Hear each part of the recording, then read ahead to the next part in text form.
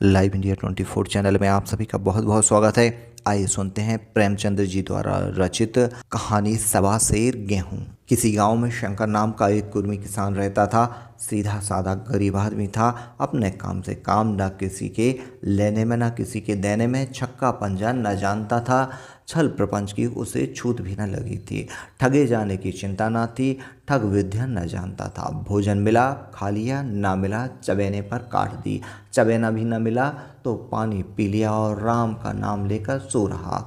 किंतु जब कोई अतिथि द्वार पर आ जाता था तो उसे इस निवृत्ति मार्ग का त्याग करना पड़ता था। विशेषकर जब साधु महात्मा पदार्पण करते थे तो उसके अनिवार्यतः सांसारिक की शरण लेनी पड़ती थी। खुद भूखा सो सकता था पर साधु को कैसे भूखा सुलाता। भगवान के वक्त जो ठहरे, एक दिन संध्या समय एक महात्मा ने आकर उसके द्वार पर डेरा जमाया। तेजस्वी मूर्ति थी, पीतांबर गले में, जटा सिर पर, पीतल का कमंडल हाथ में, खड़ाऊं पैर में, ऐनक आंखों पर। संपूर्ण वेश उन महात्माओं का सा था जो रईसों के प्रसादों में तपस्या, हवा गाड़ियों पर, देवस्थलों की परिक्रमा और योग सिद्धि प्राप्त करने के लिए रुचिकर भोजन करते हैं। घर में जौ का आटा था, वह उन्हें कैसे खिलाता। प्राचीन काल में जौ का चाहे जो कुछ महत्व रहा हो, पर वर्तमान युग में जौ का भोजन सिद्ध पुरुषों के लिए दुष्पाच्य होता है। बड़ी चिंता हुई, महात्मा को क्या खिलाऊं। आखिर निश्चय किया कि कहीं से गेहूं का आटा उधार लाऊं, पर गांव भर में गेहूं आटा कौन देगा। गांव में सब मनुष्य मनुष्य थे, देवता एक भी ना था। अतएव देवताओं का खाद्य पदार्थ कैसे मिलता। सौभाग्य से गांव के विप्र महाराज के यहाँ थोड़ा सा मिल गया। उनसे सवा सेर गेहूं उधार लिया और स्त्री से कहा कि पीस दे। महात्मा ने भोजन किया, लंबी तान कर सोए। प्रातःकाल आशीर्वाद देकर अपनी राह ली। विप्र महाराज साल में 2 बार खलिहानी लिया करते थे। शंकर ने दिल में कहा, सवा सेर गेहूं उन्हें क्या लौटाऊंगा। पसेरी बदले कुछ ज़्यादा खलिहानी दे दूंगा, यह भी समझ जाएंगे, मैं भी समझ जाऊंगा। चैत में जब विप्र जी पहुँचे तो उन्हें 1.5 पसेरी के लगभग गेहूं दे दिया और अपने ऋण को ऊरण समझकर उसकी कोई चर्चा न की। और विप्र ने भी कभी न मांगा। सरल शंकर को क्या मालूम था कि यह सवा सेर गेहूं चुकाने के लिए मुझे दूसरा जन्म लेना पड़ेगा। 7 साल गुजर गए। विप्र जी विप्र से महाजन हुए। शंकर किसान से मजूर हो गया। उसका छोटा भाई मंगल उससे अलग हो गया था। एक साथ रहकर दोनों किसान थे, अलग अलग होकर मजूर हो गए थे। शंकर ने चाहा कि द्वेष की आग भड़कने ना पाए, किंतु परिस्थिति ने उसे विवश कर दिया। और जिस दिन अलग अलग चूहे जले वह फूट फूट कर रोया। आज से भाई भाई शत्रु हो जाएंगे। एक रोएगा दूसरा हंसेगा। एक के घर मातम होगा तो दूसरे के घर गुलगुली पकेंगे। प्रेम का बंधन, खून का बंधन, दूध का बंधन आज टूट जाता है। उसने भागीरथ परिश्रम से कुल मर्यादा का वृक्ष लगाया था, उसे अपने रक्त से सींचा था। उसको जड़ से उखाड़ता देखकर उसके हृदय के टुकड़े हुए जाते थे। 7 दिनों तक उसने दाने की सूरत न देखी। दिन भर जेठ की धूप में काम करता और रात को मुँह लपेट कर सो रहता। इस भीषण वेदना और दुस्सह कष्ट ने रक्त को जला दिया, मांस और मज्जा को घुला दिया। बीमार पड़ा तो महीनों खाट से ना उठा। अब गुजर बसर कैसे हो। 5 बीघे के आधे रह गए, एक बैल रह गया। खेती क्या खाक होती। अंत को यहाँ तक नौबत पहुँची कि खेती केवल मर्यादा रक्षा का साधन मात्र रह गई। आजीविका का भार मजूरी पर आ पड़ा। 7 वर्ष बीत गए। एक दिन शंकर मजूरी करके लौटा तो राह में विप्र जी ने टोक कर कहा, शंकर कल आकर के अपने बीज बैग का हिसाब कर ले। तेरे यहाँ 5.5 मन गेहूँ कब के बाकी पड़े हुए हैं और तू देने का नाम नहीं लेता। हजम करने का मन है क्या। शंकर ने चकित होकर कहा, मैंने तुमसे कब गेहूँ लिए थे जो 5.5 मन हो गए। तुम भूलते हो मेरे यहाँ किसी का छटाक भर ना अनाज है ना एक पैसा उधार है। विप्र बोले, इसी नियत का तो यह फल भोग रहे हैं कि खाने को नहीं जुड़ता। यह कहकर विप्र जी ने उस सवा सेर गेहूं का जिक्र किया जो आज के 7 वर्ष पहले शंकर को दिए थे। शंकर सुनकर अवाक रह गया। ईश्वर, मैंने उन्हें कितनी बार खलिहानी दी, उन्होंने मेरा कौन सा काम किया। जब पोथी पत्र देखने साइन सगुन विचारने द्वार पर आते थे, कुछ ना कुछ दक्षिणा ले ही जाते थे। इतना स्वार्थ सवा सेर अनाज को अंडे की भांति सेंक आज यह पिशाच खड़ा कर दिया। जो मुझे निकल जाएगा इतने दिनों में एक बार भी कह देते तो मैं गेहूँ तौल कर दे देता। कैसे नीयत से चुप साधे बैठे रहे।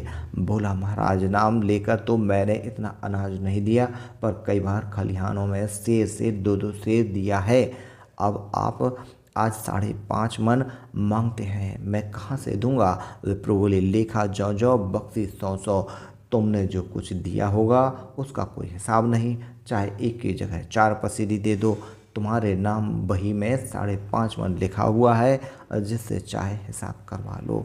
दे दो तो तुम्हारा नाम छेंक दूँ, नहीं तो और भी बढ़ता रहेगा। शंकर बोला, पांडे क्यों एक गरीब को सताते हो। मेरे खाने का ठिकाना नहीं, इतना गेहूँ किसके घर से लाऊंगा। विप्र बोले, जिसके घर से चाहे लाओ, मैं छटाक भर भी न छोड़ूंगा।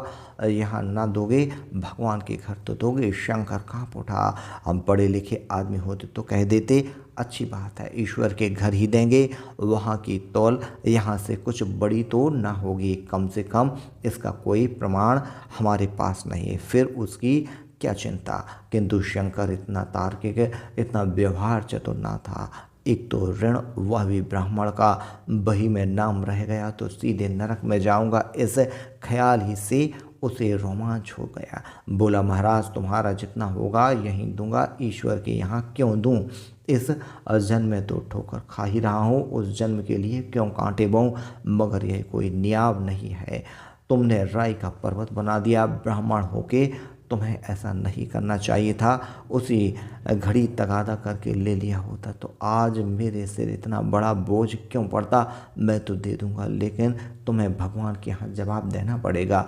विप्र बोले, वहाँ का डर तुम्हें होगा, तुम्हें मुझे क्यों होने लगा। वहाँ तो सब अपने ही भाई बंधु है, ऋषि मुनि सब तो ब्राह्मण ही हैं। देवता ब्राह्मण है, जो कुछ बने बिगड़ेगा संभाल लेंगे। तो कब देते हो। शंकर बोला, मेरे पास रखा तो है नहीं, किसी से मांग झाँच कर लाऊंगा तभी न दूंगा। विप्र बोले, मैं यह न मानूंगा, 7 साल हो गए, अब एक दिन का भी मुलाहिजा न करूंगा। गेहूँ नहीं दे सकते तो दस्तावेज लिख दो। शंकर बोला, मुझे तो देना है, चाहे गेहूँ ले लो चाहे दस्तावेज लिखवाओ, किस हिसाब से दाम रखोगे। विप्र बोले, बाजार भाव 5 सेर का है, तो मैं 5.25 सेर का काट दूंगा। शंकर बोला, जब दे ही रहा हूँ तो बाजार भाव काट दूंगा, पाव भर छुड़ा कर क्यों दोषी बनो। हिसाब लगाए तो गेहूँ के दाम 60 हुए, 60 का दस्तावेज लिखा गया। 3 सैकड़े सूद, साल भर में न देने पर सूद की दर 2.5 रुपये, सैकड़े 8 आने का स्टाम्प 4 आने। दस्तावेज की तहरीर शंकर को ऊपर से देनी पड़ी। गांव भर ने विप्र जी की निंदा की, लेकिन मुँह पर नहीं। महाराज से सभी का काम पड़ता था, उनके मुँह कौन आए।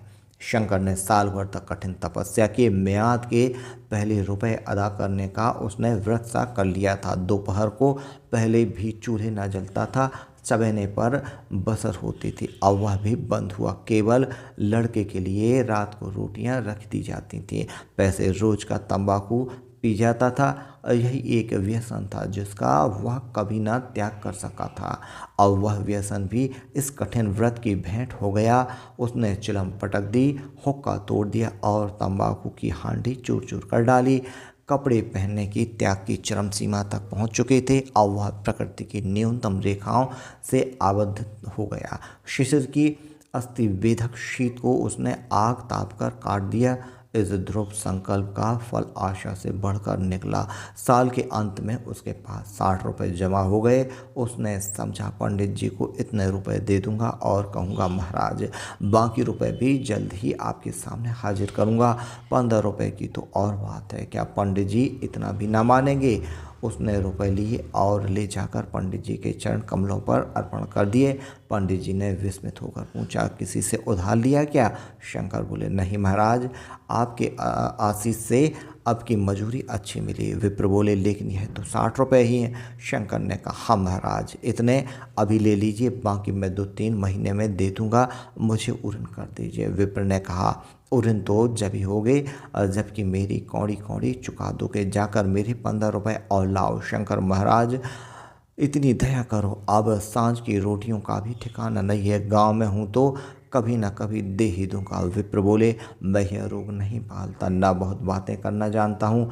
अगर मेरे पूरे रुपए ना मिलेंगे तो आज से 3 रुपए सैकड़े का ब्याज लगेगा। अपने रुपए चाहे अपने घर में रखो, चाहे मेरे यहाँ छोड़ जाओ। शंकर बोला, अच्छा, जितना लाए हूँ उतना रख लीजिए, मैं जाता हूँ कहीं से 15 रुपए और लाने की फिक्र करता हूँ। शंकर ने सारा गांव छान मारा मगर किसी ने रुपए ना दिए। इसलिए नहीं कि उसका विश्वास ना था या किसी के पास रुपए ना थे, बल्कि इसलिए कि पंडित जी के शिकार को छेड़ने की किसी की हिम्मत ना थी। क्रिया के पश्चात प्रतिक्रिया नैसर्गिक नियम है। शंकर साल भर तक तपस्या करने पर भी जब ऋण से मुक्त होने के सफल ना हो सका तो उसका स्वयं निराशा के रूप में परिणत हो गया। उसने समझ लिया कि जब इतना कष्ट सहने पर भी साल भर में 60 रुपए से अधिक न जमा कर सका तो अब और कौन सा उपाय है जिसके द्वारा उसके दुगने रुपए जमा हो। जब सिर पर ऋण का बोझ ही लादना है तो क्या मन भर और क्या सवा मन का उसका उत्साह क्षीण हो गया। हिम्मत में घृणा हो गई। आशा उत्साह की जननी है, आशा में तेज है, बल है, जीवन है। आशा ही संसार की संचालक शक्ति है। शंकर आशाहीन होकर उदासीन हो गया। वह जरूरतें जिसको उसने साल भर तक टाल रखा था अब द्वार पर खड़ी होने वाली भिखारिणी ना थी, बल्कि छाती पर सवार होने वाली पिशाचनियाँ थीं जो अपनी भेंट लिए बिना जाने नहीं छोड़ती थीं। कपड़ों से चकत्तियों के लगने की भी एक सीमा होती है। अब शंकर को चिट्ठा मिलता तो वह रुपए जमा ना करता, कभी कपड़े लाता, कभी खाने की कोई वस्तु। जहाँ पहले तंबाकू भी पी किया करता था वहाँ अब गांजे और चरस का चस्का भी लग गया। उसे अब रुपए अदा करने की कोई चिंता ना थी, मानो उसके ऊपर किसी का एक पैसा भी नहीं आता। पहले जूड़ी चढ़ी होती थी पर वह काम करने अवश्य जाता था, अब काम पर न जाने के लिए बहाने खोजा करता था। इस भांति 3 वर्ष निकल गए। विप्र जी महाराज ने एक बार भी तकादा न किया। वह चतुर शिकार की भांति अचूक निशाना लगाना चाहते थे। पहले से शिकार को चौंकाना उनकी नीति के विरुद्ध था। एक दिन पंडित जी ने शंकर को बुलाकर हिसाब दिखाया। 60 रुपए जो जमा हो गए थे मिन्हा करने के बाद अब भी शंकर के जिम्मे 120 रुपए निकलते थे। शंकर बोला, इतने रुपए तो उसी जन्म में दूंगा, इस जन्म में नहीं हो सकते। विप्र बोले, मैं इसी जन्म में लूँगा, मूल न सही सूद तो देना ही पड़ेगा। शंकर बोला, एक बैल है वह ले दीजिए, और मेरे पास रखा क्या है। विप्र ने कहा, मुझे बैल बधिया लेकर क्या करना, मुझे देने को तुम्हारे पास बहुत कुछ है। शंकर बोला, और क्या है महाराज। विप्र ने कहा, कुछ है, तुम तो हो, आखिर तुम भी कहीं मजूरी करने जाते ही हो, मुझे भी खेत के लिए मजूरी रखना पड़ता है। सूद में तुम हमारे यहाँ काम किया करो, और जब सुविधा हो मूल को दे देना। सच तो यूँ है कि अब तुम किसी दूसरी जगह काम करने नहीं जा सकते। जब तक मेरे रुपए नहीं चुका दो तुम्हारे पास कोई जायदाद नहीं है। इतनी बड़ी गठरी मैं किस एतबार पर छोड़ूं। कौन इसका जिम्मा लेगा कि तुम्हें मुझे महीने महीने सूद देते जाओगे और कहीं कमाकर, और जब तुम मुझे सूद भी नहीं दे सकते तो मूल कौन कहे। शंकर बोला, महाराज सूद में तो काम करूँगा और खाऊंगा क्या। विप्र बोले, तुम्हारी घरवाली है, लड़की हैं, क्या वे हाथ पांव काट के बैठेंगे। यहाँ मैं तुम्हें आज से जो रोज कलेवा के लिए दे दिया करूँगा। ओढ़ने को साल में एक कंबल पा जाओगे, एक मिर्जाई भी बनवा दिया करूँगा। और क्या चाहिए। यह सच है कि और लोग तुम्हें 6 आने देते हैं, लेकिन मुझे ऐसी गरज नहीं है। मैं तो तुम्हें रुपए भरने के लिए रखता हूँ। शंकर ने कुछ देर तक गहरी चिंता में पड़े रहने के बाद कहा, महाराज यह तो जन्म भर की गुलामी हुई। विक्र ने कहा, गुलामी समझो चाहे मजूरी समझो, मैं अपने रुपए भराए बिना तुमको कभी ना छोड़ूंगा। तुम भागोगे तो तुम्हारा लड़का भरेगा, हाँ जब कोई न रहेगा तब की बात दूसरी है। इस निर्णय की कहीं अपील न थी। मजूर की जमानत कौन करता। कहीं शरण न थी। भागकर कहाँ जाता। दूसरे दिन से उसने विप्र जी के यहाँ काम करना शुरू कर दिया। सवा सेर गेहूं की बदौलत उम्र भर के लिए गुलामी की बेड़ी पैरों में डालनी पड़ी। उस अभागे को अब अगर किसी विचार से संतोष होता था तो यह था कि वह मेरे पूर्वजन्म का संस्कार है। स्त्री को वे काम करने पड़ते थे जो उसने कभी न किए थे। बच्चे दानों को तरसते थे, लेकिन शंकर चुपचाप देखने के सिवा और कुछ ना कर सकता था। वह गेहूं के दाने किसी देवता के शाप की भांति या वह जीवन उसके सिर से न उतरे। शंकर ने विप्र जी के यहाँ 20 वर्ष तक गुलामी करने के बाद इस दुस्साह संसार से प्रस्थान किया। 120 अभी तक उसके सिर पर सवार थे। पंडित जी ने उस गरीब को ईश्वर के दरबार में कष्ट देना उचित न समझा। इतने अन्यायी, इतने निर्दयी न थे। उसके जवान बेटे की गर्दन पकड़ी। आज तक वह विप्र जी के यहाँ काम करता है। उसका उद्धार कब होगा भी या नहीं, ईश्वर ही जाने।